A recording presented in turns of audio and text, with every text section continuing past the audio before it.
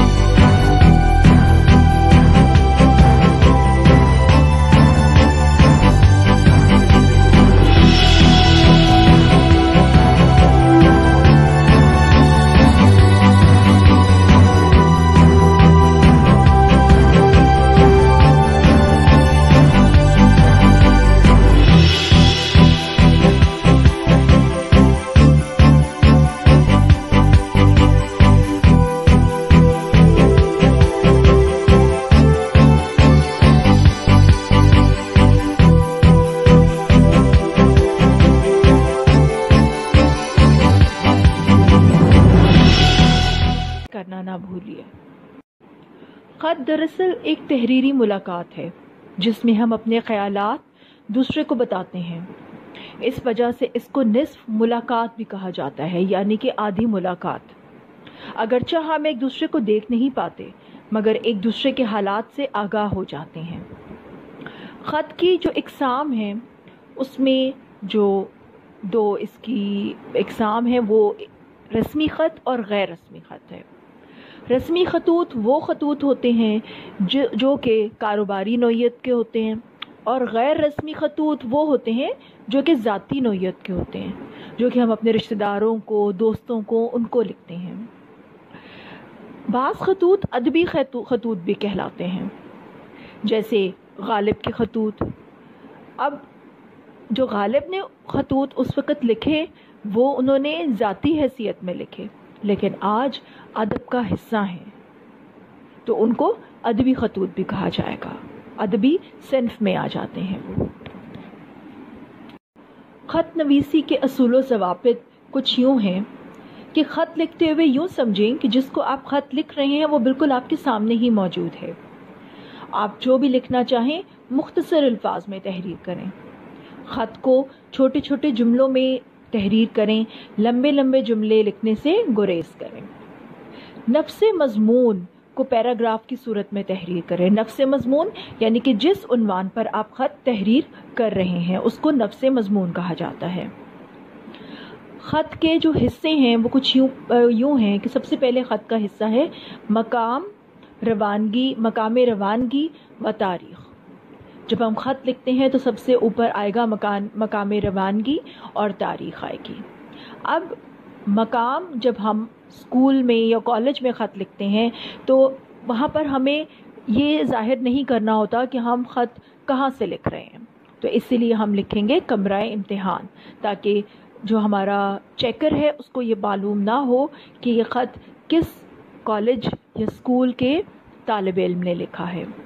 कमरा इम्तिहान के बाद नीचे वाली सतर में आप तारीख़ लिखेंगे। इन बातों का ख्याल ज़रूर रखें, क्योंकि इनमें कमी बेशी की सूरत में आपके नंबर कटने के बहुत ज़्यादा चांसेस होते हैं। दूसरा, अलकाब व आदाब। अलकाब यानी कि किसी का मुखातिब करना। जिसको भी ख़त लिखा जा रहा है उसको उसके रुतबे के लिहाज से मुखातिब करना। जैसे अगर आप किसी अपने वालिद साहिब को या चचा जान को या अपनी अम्मी को, बहन को, छोटे भाई को, जिसको भी ख़त लिख रहे हैं तो उसको उसके रुतबे के लिहाज से आप मुखातिब करें। और आदाब यानी कि उसको अस्सलामु अलैकुम बोलना। तीसरा हिस्सा आ जाएगा हमारा नफ्स मज़मून, यानी इसमें सलाम दुआ के बाद आप ख़त के बारे में जो भी जिस उन्वान पर भी आप ख़त तहरीर कर रहे हैं उसके बारे में आप लिखेंगे और इसको पैराग्राफ की सूरत में लिखेंगे।